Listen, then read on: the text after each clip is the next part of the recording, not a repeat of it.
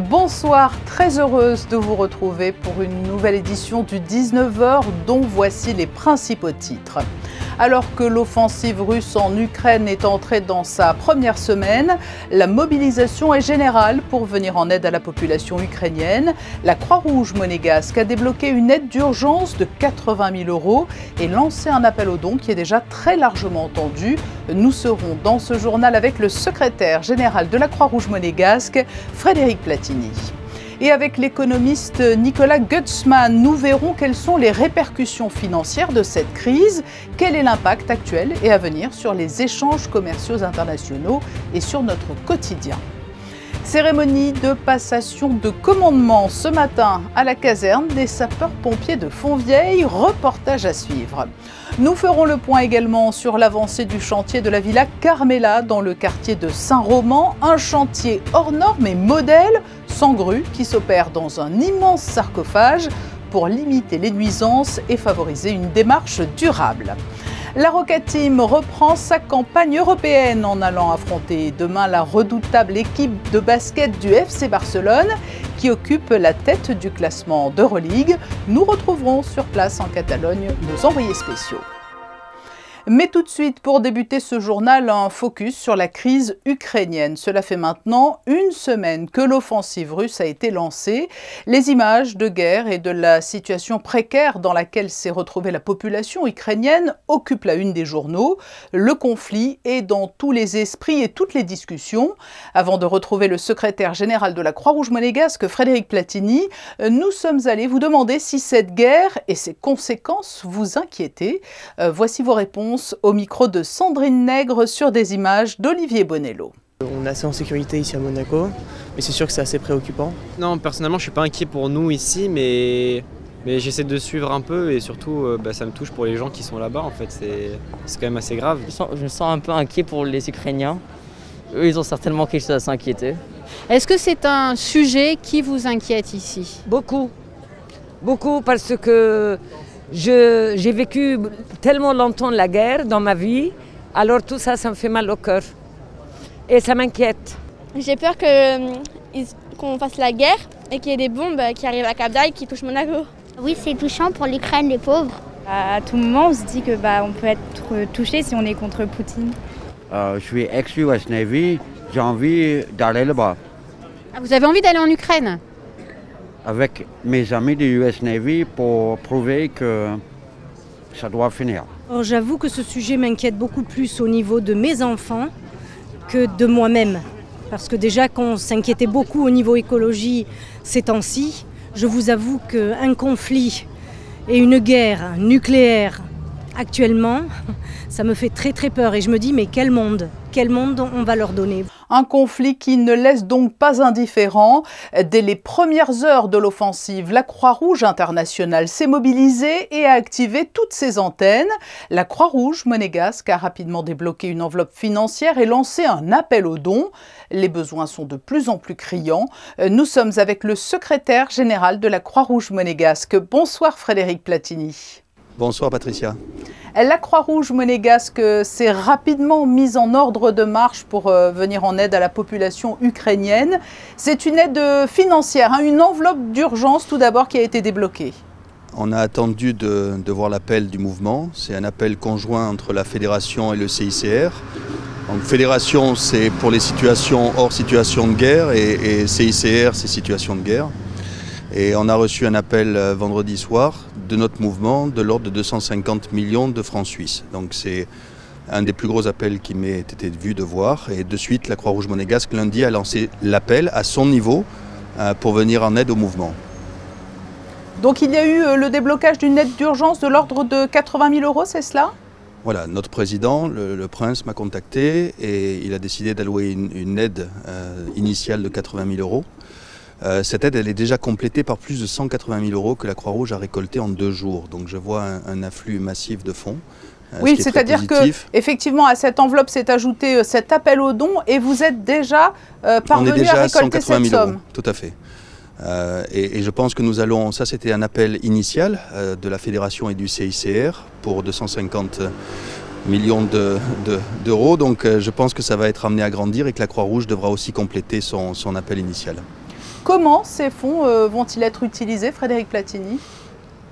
Alors, notre communiqué est clair. On ne demande pas de dons en vêtements et autres. On veut vraiment du financier pour pouvoir l'envoyer directement à ceux qui sont sur le terrain. Le CICR se focalise sur les infrastructures de santé, donc tout ce qui est hôpitaux, tout ce qui est accès à l'eau. Et la fédération, elle, se mobilise non seulement en Ukraine, mais aussi sur toute la région et tous les pays qui reçoivent aujourd'hui des cohortes de personnes qui se déplacent. À travers le lien permanent donc, que vous avez avec la Croix-Rouge internationale, quelles sont les dernières informations sur la situation et sur les besoins qui vous sont parvenus aujourd'hui, une semaine après le début de la crise? Alors, c'est important de préciser que c'est une extension d'un conflit qui existait déjà, ce qui veut dire que notre mouvement est déjà sur place, déjà présent. Et aujourd'hui, je dirais que la multitude de pays impactés, on parle de l'Ukraine, mais aujourd'hui vous avez un afflux massif en Pologne, en Moldavie, et c'est important aussi de dire que vous avez un afflux en Biélorussie et en Russie de réfugiés. Donc c'est toute la région qui est secouée. L'appel initial comportait, je dirais, une population ciblée de 2 millions de personnes. Et la Croix-Rouge estime qu'à peu près 18 millions de personnes pourraient être affectées par le conflit. Et là, aujourd'hui, vous travaillez d'ores et déjà sur des scénarios qui tablent une aide pérenne qui pourrait être utile sur des semaines, voire des mois? Là, aujourd'hui, le mouvement est focalisé sur l'urgence. Focalisé vraiment sur l'urgence et focalisé aussi à relancer des appels dès que les fonds seront plus suffisants pour arriver à endiguer, je dirais, les nécessités qui vont apparaître du terrain. En conclusion, on le rappelle peut-être, les modalités pour participer, concourir à cet élan à Monaco? Alors sur le site internet de la Croix-Rouge, vous avez des dons en ligne et sinon vous pouvez adresser vos chèques à la Croix-Rouge monégasque. Voilà, mais on espère que cet appel sera entendu. Merci Frédéric Platini. Et on le répète, il n'y a pas de petits gestes pour aider les populations touchées de plein fouet par ce conflit. Merci beaucoup. Et à l'image de la Croix-Rouge monégasque, de nombreuses autres entités, mais aussi des particuliers, ont décidé d'apporter également leur aide. Ainsi, l'AMAD, l'Association mondiale des amis de l'enfance, lance un appel d'urgence en faveur plus particulièrement des enfants victimes de ce conflit. Bonsoir Christine Datomel. Bonsoir Patricia, bonsoir à tous. Oui, les besoins prioritaires portent sur l'accès à l'eau potable, à l'hygiène, à l'appui psychosocial des enfants et des familles déplacées. 150 000 enfants sont dès à présent privés d'école. L'AMAD est pleinement mobilisée en vue de faire parvenir une aide auprès des enfants les plus vulnérables. Alors pour apporter votre soutien à l'AMAD et à ses enfants, vous pouvez faire un don en ligne sur la plateforme de l'association à l'adresse qui s'affiche sur votre écran. Faisons également le point, Christinda, sur les collectes mises en place à Monaco. Alors, plusieurs collectes ont été lancées à Monaco, Patricia. Cagnottes, aide alimentaire, vêtements chauds, produits pour bébés, initiés par des citoyens ou par des associations en faveur des Ukrainiens. Un premier point de collecte se trouve au marché de la Condamine, à la boutique MC Fod, où vous pourrez déposer vos dons demain de 7h30 à 13h30. Un second, cette fois, du côté de l'hôtel Marriott, dans le local des ateliers techniques communaux, sous le stade Didier Deschamps, plus exactement. Et puis un troisième point de collecte du côté, cette fois, du Monte Carlo Country Club, sur le parking situé en contrebas du club et qui sera ouvert demain de 15h à 17h et samedi de midi à 15h. La mairie de Monaco également a mis en place une collecte pour apporter son aide au peuple ukrainien demain et vendredi de 9h à 17h30 en organisant une grande collecte de produits de première nécessité à l'espace Léo Ferré, tout comme les Amis du Liban que vous pourrez retrouver avenue de Grande-Bretagne au siège de l'association. Tous les dons récoltés partiront dans les jours à venir vers les zones de conflit. Et bien sûr, vous pouvez également vous rapprocher de Caritas Monaco et de la Croix-Rouge monégasque pour apporter votre soutien au peuple ukrainien qui affronte aujourd'hui son 7e jour de combat. La solidarité se poursuit donc en principauté, Patricia. Oui, et ce conflit, au-delà du drame humain qu'il engendre, a également d'importantes répercussions sur les marchés financiers et plus généralement sur l'économie. La Russie fait l'objet de sanctions, mais elle était avant le conflit au carrefour de nombreuses productions. La situation peut-elle perdurer longtemps? Quelles conséquences à moyen et long terme? Pour répondre à ces questions, notre deuxième invité est l'économiste Nicolas Gutzmann. Bonsoir. Bonsoir. Dans un contexte international qui avait déjà été fragilisé par la crise Covid, cette invasion russe en Ukraine et la cascade de sanctions qui en a découlé, c'est une épine de plus pour l'économie mondiale. On était en pleine phase de reprise économique qui était très satisfaisante du côté américain, qui était un peu moins, mais quand même relativement satisfaisante du côté européen. Et on avait à ce moment-là, par contre, déjà une problématique qui était liée à l'inflation. Or, ce qui est en train de se passer là maintenant, c'est que, étant donné que la Russie est un pourvoyeur très important dans le marché mondial, aussi bien de gaz que de pétrole, on a une accélération des prix de ce côté-là depuis quelques jours qui est extrêmement forte. On voit notamment que les Européens refusent, notamment enfin les opérateurs européens et américains refusent d'acheter du pétrole russe depuis ces derniers jours, ce qui conduit les prix à augmenter fortement, ce qui va produire un effet d'accélération des prix, donc d'inflation, et ce qui risque à terme évidemment de propulser notamment l'économie européenne soit dans une voie de stagnation, soit si la crise venait à durer, même vers la récession. Alors oui, il y a ce mot qui revient fréquemment désormais à la une de l'actualité, c'est la stagflation. C'est une combinaison entre une forte inflation et une faible croissance économique, c'est ça? C'est ce qu'il risque d'arriver? Est-ce que l'on peut expliquer cette notion le plus concrètement possible pour le grand public? C'est un phénomène qui est extrêmement rare, mais qui en fait là serait dû effectivement à des problématiques qui sont totalement liées à l'offre. C'est-à-dire en gros, ce n'est pas en raison de l'activité économique européenne qu'on a une hausse des prix, c'est simplement parce que justement en fait en termes de volume de pétrole qui est accessible, en fait c'est en train de se réduire. Du coup les prix augmentent de par ce fait, et ce qui produit effectivement un effet. En fait tout simplement les gens qui vont aller acheter de l'argent, acheter de l'essence à la pompe, ils vont devoir payer plus cher leur facture, et du coup ils ne pourront pas acheter d'autres choses, et du coup en fait ça va produire un effet récessif sur les autres choses, et par contre tout l'argent va aller du côté pétrolier, ce qui produit une inflation élevée et par contre une stagnation de l'économie. Pour en revenir au début de la crise, l'effet immédiat, cela a été au premier jour de l'offensive, la chute des bourses. Qu'en est-il une semaine après le début de l'offensive? En fait, on a eu une séquence assez particulière. C'était effectivement le premier jour, donc jeudi 24 février. On a eu d'abord une chute des bourses qui était d'abord liée sur l'effet sanctions. C'est-à-dire que les marchés financiers anticipaient à ce moment-là des sanctions relativement robustes et fortes à l'égard de la Russie. Or, la journée de vendredi a inversé ce mouvement parce qu'on s'est rendu compte que les sanctions qui ont été mises en place étaient relativement légères, ce qui avait permis une hausse des bourses mondiales. Par contre, pendant le week-end, même chose, il y a eu une reconnaissance que les mesures qui avaient été appliquées étaient relativement légères, et du coup, aussi bien du côté européen que du côté américain, on a remis une couche, là par contre très sévère en termes de sanctions sur l'économie russe, ce qui a provoqué ensuite l'effondrement des bourses, enfin la forte baisse qu'on a eue à partir de lundi. Et là, en fait, on en est plus ou moins qu'au début, parce qu'en fait, il y a encore un autre régime de sanctions qui pourrait être mis en place et qui concernerait justement la sanction, et c'est-à-dire l'arrêt immédiat des échanges sur les questions pétrolières et gazières, ce qui enverrait, ce qui provoquerait de nouvelles difficultés. Mais en fait, c'est vraiment lié aux sanctions. C'est plus les sanctions seront dures à l'égard de la Russie, notamment sur l'énergie, plus cela veut dire que les gouvernements sont prêts à en payer le prix en termes de choc économique. Donc c'est un choix à faire des gouvernements. Bon, on a beaucoup parlé du gel justement des avoirs russes. Quelles conséquences directes, mais aussi peut-être indirectes, sur notre quotidien?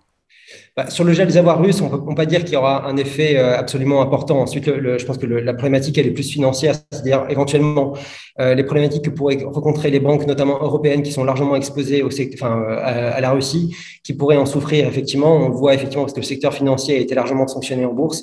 Par contre, il n'y aura pas d'effet dans le quotidien des gens sur ce qui se passe avec les oligarques. Oui, alors il y a toujours très rapidement des légendes urbaines ou des peurs paniques qui se développent fort logiquement, d'ailleurs, lorsque surviennent de telles crises. La Russie est le premier pays producteur mondial de blé, il y a le pétrole, il y a le gaz. Si les robinets se ferment côté russe, que va-t-il se passer? Alors ça justement, c'est une possibilité, c'est-à-dire que les Européens et les Américains peuvent choisir d'eux-mêmes de nous priver en fait de ces réserves énergétiques. comme les Russes pourraient choisir également de le faire. Donc tout ce qui est en train de se passer actuellement, c'est de voir éventuellement les Américains essayer de pousser leur production, notamment pétrolière. Sur le gaz également, on essaie justement de changer l'approvisionnement, par exemple d'acheter du gaz naturel liquéfié en provenance des États-Unis ou en provenance du Qatar ou en provenance d'autres pays. En fait, l'idée, c'est d'arriver à court terme, ça va être extraordinairement difficile si les robinets se coupent, et on peut s'attendre notamment, je pense à l'Italie ou à l'Allemagne, qui sont les pays les plus dépendants au gaz russe, à avoir des coupures qui puissent se produire. C'est effectivement une possibilité.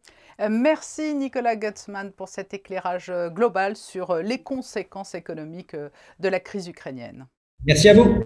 Nous refermons ce point global sur l'aide apportée à la population ukrainienne et les conséquences économiques immédiates dans notre quotidien pour évoquer maintenant une passation de pouvoir intervenue aujourd'hui. À l'automne dernier, Maxime Ivrard prenait la tête de la compagnie des sapeurs-pompiers de Monaco, succédant au colonel Norbert Facio. Ce mercredi, c'est le centre de secours de Fontvieille qui a changé de commandement. L'adjudant Géribaldi remplace le major Daffara. Alexandra Pani et Olivier Bonello ont assisté à la cérémonie officielle de passation de commandement. La cour du centre de secours de Fontvieille connaît une agitation inhabituelle ce matin. L'adjudant Franck Géribaldi succède au major Serge Daffara en tant que chef du centre, un poste qu'il a occupé pendant 7 ans. Une passation de commandement effectuée avec une certaine émotion. Pour nous, en évoluant sur des carrières longues et en étant des hommes issus du cru, et que notre hiérarchie nous fasse confiance pour prendre à un moment donné dans notre carrière de telles fonctions, ça reste un honneur absolument exceptionnel. Je pense que, je ne vais pas vous le cacher, il y a aussi une forme d'émotion parce que de se retrouver finalement à être le chef d'hommes avec lesquels on partage une si longue carrière, des moments vraiment particuliers et surtout au niveau opérationnel qui sont vraiment particulièrement conséquents, ça amène vraiment à ce petit côté émotionnel qui est quand même assez fort, je dirais. Une cérémonie officielle qui, outre l'émotion, a une symbolique forte dans une carrière militaire. C'est un moment important dans la carrière d'un militaire parce que des commandements, vous n'en avez pas beaucoup. Généralement, vous en avez un, peut-être 2 pour les meilleurs, mais en tous les cas, et pas tout le monde a un commandement. Donc c'est un temps important, un temps fort dans la carrière et un temps à responsabilité. C'est-à-dire que vous endossez une responsabilité importante. Là, en l'occurrence, c'est la responsabilité d'un centre de secours. Un centre de secours, c'est quoi? C'est une composante des forces du corps des sapeurs-pompiers qui part en intervention. La caserne située dans le quartier de Fontvieille compte une 40aine d'hommes. Elle a été mise en service en 1988 et regroupe plusieurs spécialités en plus des missions courantes de secours de victimes ou d'incendie. On a la spécificité drone, la spécificité aquatique qui combine à la fois l'embarcation, les plongeurs, nos sauveteurs aquatiques, la partie sauvetage périlleux, la partie risque technologique, la partie détachement international, qui nous permet de partir à l'international en cas de catastrophe, donc la partie sauvetage déblaiement en l'occurrence, plus les reconnaissances longues, donc ça nous fait un panel, je dirais, de spécialités qui est bien trop important par rapport à l'effectif et qui fait qu'aujourd'hui, en effet, dans les années qui viennent, il faut impérativement que le corps puisse s'ouvrir sur d'autres perspectives pour arriver, je dirais, à pouvoir équilibrer entre les centres de secours, ces spécialités. Des évolutions nécessaires souhaitées par le chef de corps et l'arrivée éventuelle dans l'avenir d'un 3e centre de secours qui permettrait de répondre de manière encore plus efficace sur l'ensemble du territoire monégasque. Une fierté d'être là avec vous. Bravo. Félicitations. Nous suivons régulièrement l'avancée des différents chantiers en cours. Je vous propose aujourd'hui de faire le point sur un chantier assez unique, celui de la Villa Carmela, au 12 de l'avenue Saint-Roman. Sandrine Nègre et Thomas Deus se sont rendus sur place. Voyez leur reportage. L'opération fait partie du plan national pour le logement. Situé dans le quartier de Saint-Roman, le chantier de la Villa Carmela est un chantier novateur avec un principe de construction sans grue à l'intérieur de ce sarcophage. On vient juste de terminer le confortement et le terrassement du puits central qui descend, comme vous le verrez, 3 niveaux sous le boulevard d'Italie. On a approvisionné la semaine dernière la foreuse qui va permettre la réalisation des pieux de la galerie piétonne, de la voûte parapluie de la galerie piétonne. Une fois que les travaux du socle, du creusement de la galerie seront terminés, vont s'en suivre les travaux du socle béton, ce qui va nous amener jusqu'en octobre 2022.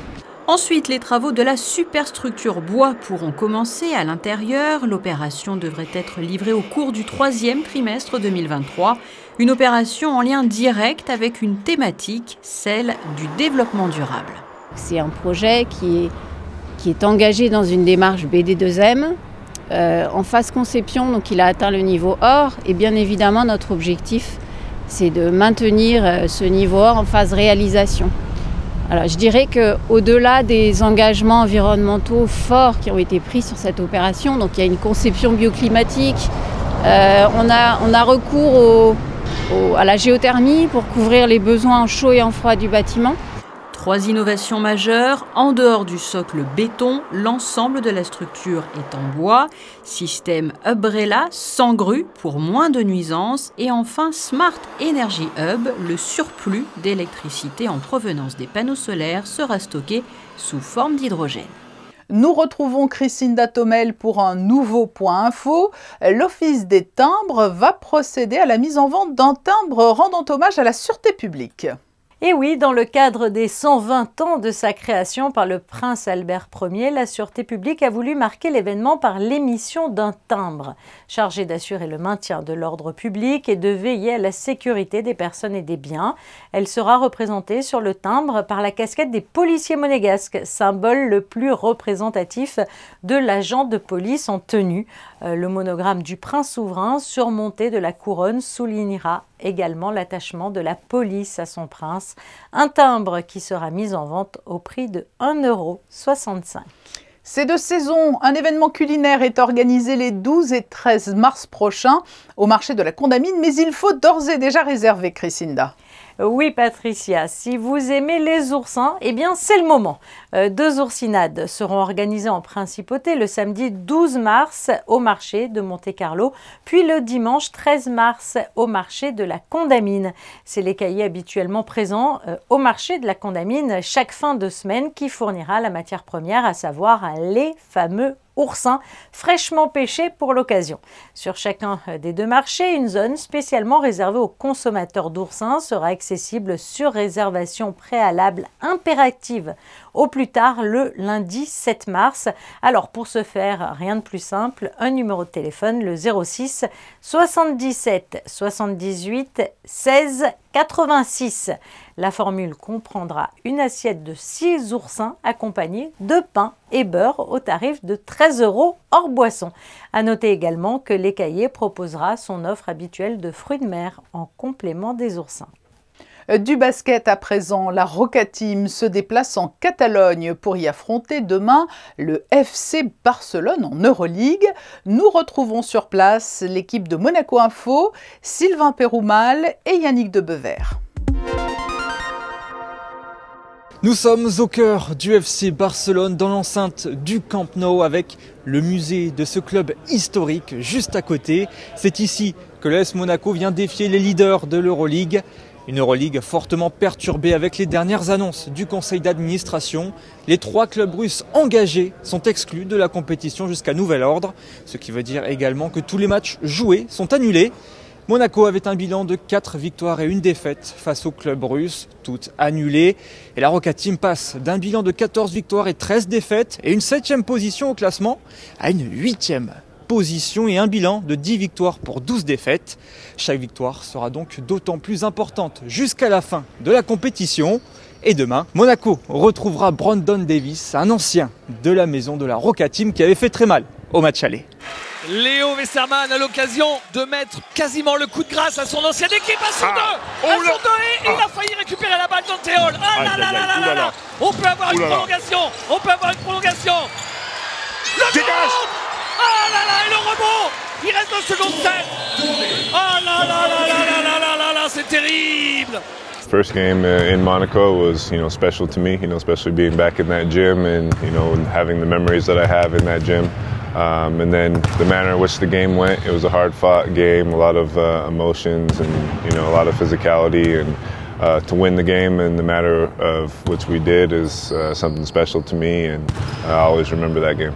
C'est donc ici au Palau Blaugrana que la Roca Team va tenter de battre le FC Barcelone pour cette 28e journée. Un défi de taille qui attend la Roca Team et qui a prouvé lors des derniers matchs qu'elle était capable d'une rigueur de très haut niveau. Et il en faudra de la rigueur, du sérieux et du talent pour vaincre les leaders de l'Euroleague. Match jeudi à 21h à suivre en direct sur Monaco Info. En direct avec le duo de commentateurs David Cosette et Ali Traoré. Passons aux prévisions météo pour jeudi, Chrisinda.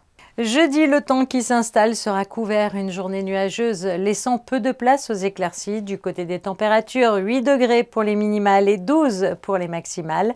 Le soleil se lèvera à 7h02 et se couchera à 18h22. Demain, nous fêterons les Guénolés. C'est la fin de ce journal. Demain à 19h, vous retrouverez Émilie Rousseau pour une nouvelle édition.